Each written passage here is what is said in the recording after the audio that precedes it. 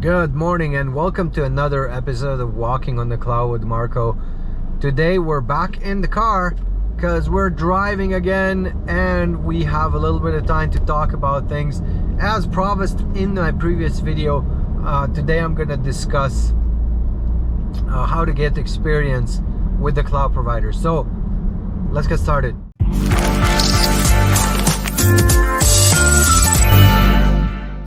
As I've already mentioned, you first need to start with getting some kind of learning, education. Whether you're learning from online resources or you're going to a course, it doesn't change the nature of this next step that you're taking. The next step will be trying to get as much hands-on experience as possible.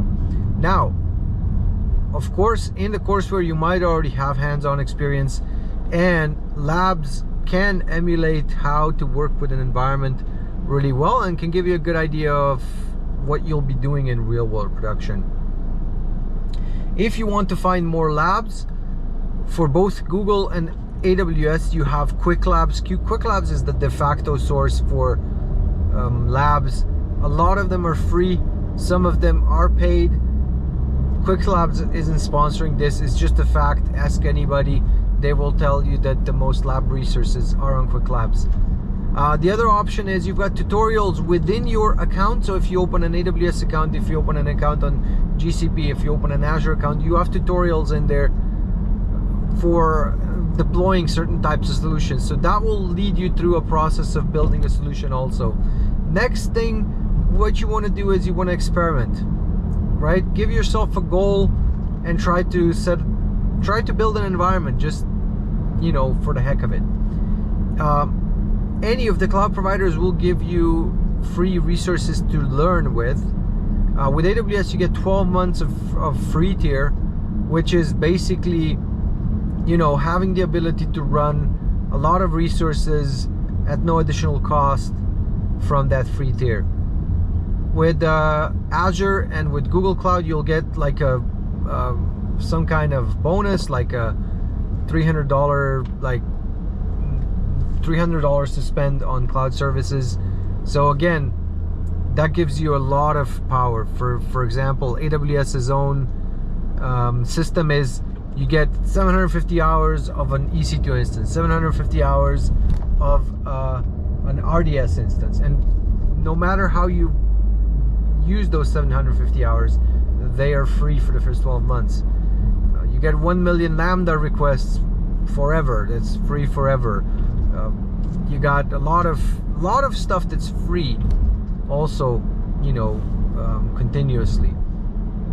If you're doing small scale operations, and I had a video on this, you can have a website. If you design it well, you can have a website, run it off of S3, run it on through CloudFront, and within the free tier you will be paying $0 for it, with up to about 10,000 users per day, up to about 10,000 unique visitors per day. You will get $0 spent on that environment. So that is, you know, a crazy amount of resources. But of course, you got to build that website correctly. So yeah, as I said, get yourself an account. Use the free credits when you have time to experiment, when you have time to build features. Now, if you have a lot of experience with servers and storage and networking, then you're going to want to try those features out to just see how it compares. If you're a developer and if you're going to be mostly focusing on serverless, mostly focusing on cloud native, mostly focusing on accessing the cloud through the SDKs, through your code itself, then I would just skip that. Skip that to get started.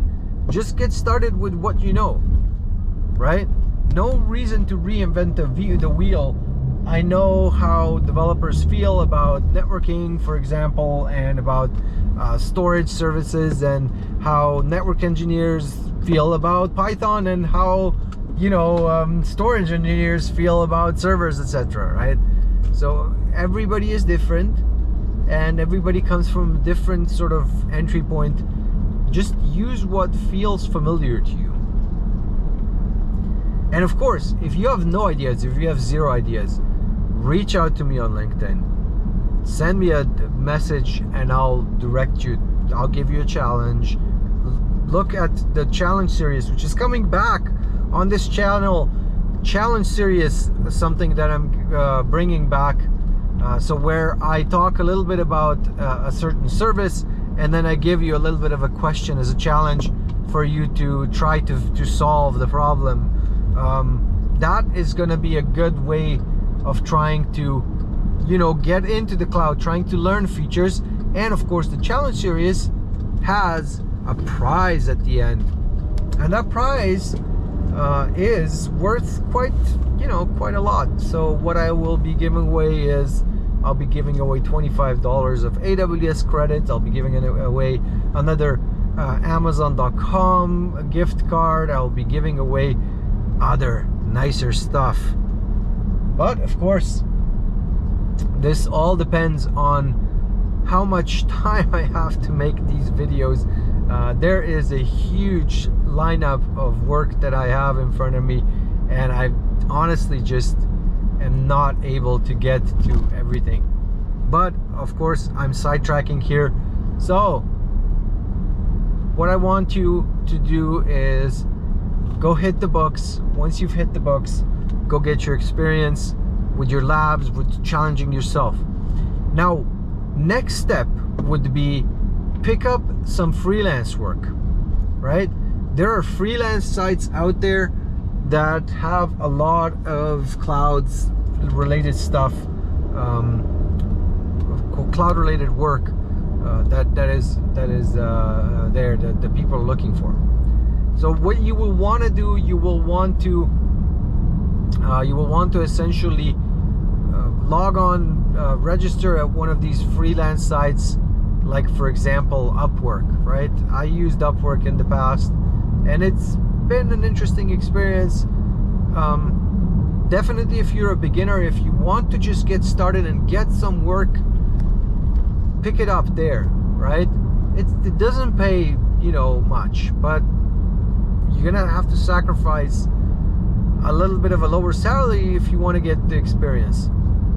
Once you have that experience, once you have a basic level of experience, once you're like above the practitioner level, once you're at any associate level certification of knowledge, once you've got about a year's worth experience, if you are topping that off with previous experience that you have from IT, or if you're a student and you have some kind of, you know, technology knowledge, like for example, you know, programming language like Python or something like that, then it won't be difficult for you to get a job in the industry.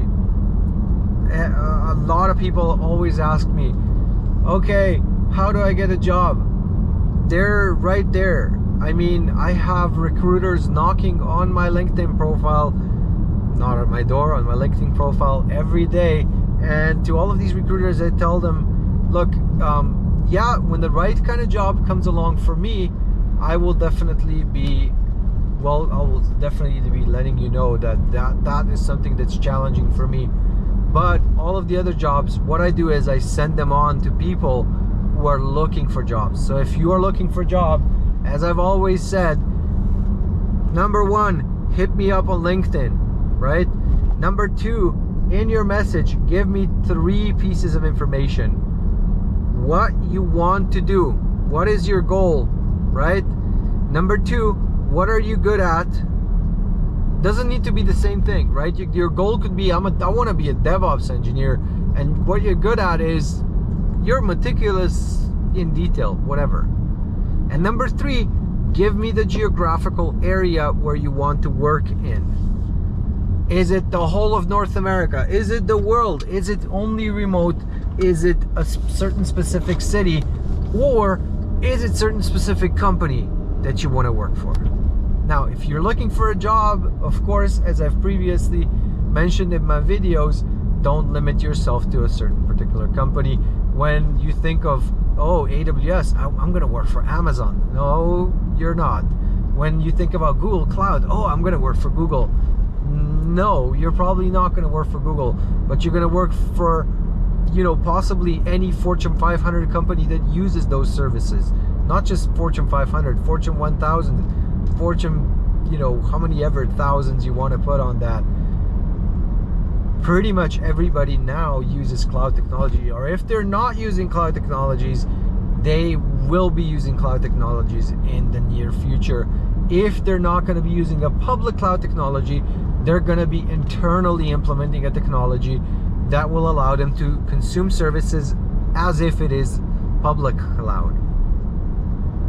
That is something that you need to be aware of. Cloud is here to stay. Everybody is and will be using cloud in the future, and you gotta get there. If you're in IT and if you're not doing cloud, you're not doing something right. Well, if you got like 5 years before you retire, then I'm not gonna force you to learn cloud, right? Definitely wouldn't hurt, but honestly, the way you achieve the best results is by adopting these new technologies. Now, if you think that you're in a line of business where it's very difficult that your company, because of some specific security or governance or compliance or other requirements, you think that, they're never gonna go into cloud, then you have an option. Go with any of the sort of private cloud solutions that are out there, right? OpenStack, number one, right? OpenStack definitely is a solution. It's essentially the only full stack cloud solution. A lot of other companies are not going to be even thinking about cloud because they're going to be thinking about things like containers. So if you're in a position where you think, I don't think our company is ever going to move into cloud, then look at containers. Containers are your option, right? There are plenty of companies thriving, just running pure Kubernetes, just running pure Docker, or using some kind of orchestration tool like Mesos, which is another option for orchestrating containers. It's all about the benefits of automation, right? Whether you're in cloud or you're doing containers, it doesn't really matter.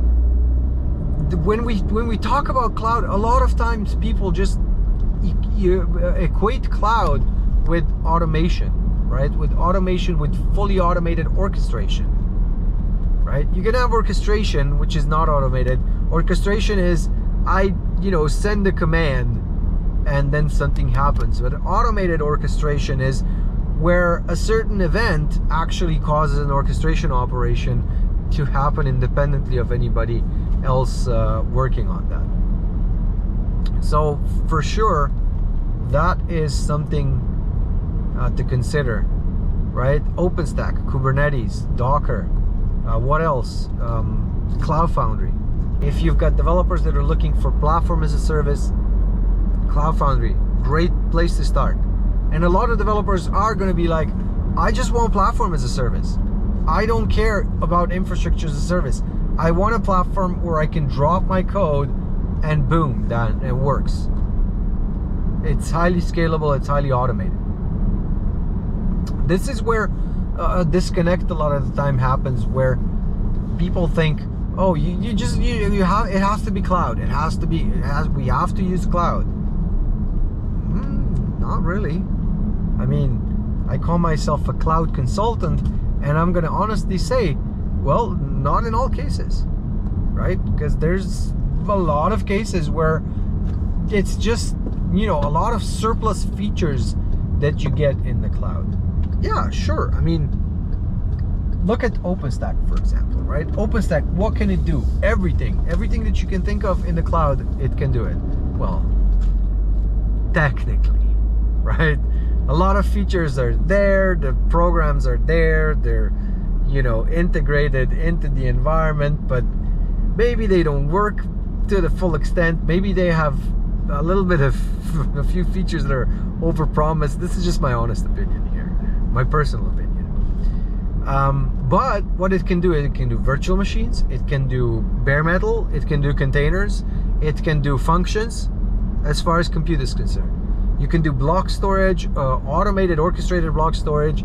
You can do object storage through either Swift or Ceph, right? No problem. You can do file systems, a lot of shared file system environments that you can manage via Manila, CephFS, for example, right? Just standard NFS also, of course. Then you've got platform services on top, like for example database service, the Trove service, that's the database as a service. Then you got the big data, basically a OpenStack version of Hadoop, which is Sahara or Savannah. I don't know which name is the right one. They started with one, and then, you know, I think it was Savannah, and then it's Sahara, or it's the opposite way around. Doesn't matter. Anyway, these services are designed to do everything, but you might not need everything. You might just need a platform. You might just have developers yearning to just, can you just please do something where I can self-provision a container that I can run my application in. I don't care if it's a virtual machine or a physical box, or if it's well orchestrated, or if Salt or Ansible or Puppet or Chef or whatever deployment tool you want to use is deploying this. I want a effing container, right? And a lot of the times I hear developers screaming these exact words, and then the infrastructure team goes like, oh yeah, we're gonna deploy that containerization service on top of our internal cloud in about 2 years. I'm sorry, that's not the solution. Anyway, it's been a blast, and of course I will continue this one very soon with how to get a good paying job in cloud. All right, bye.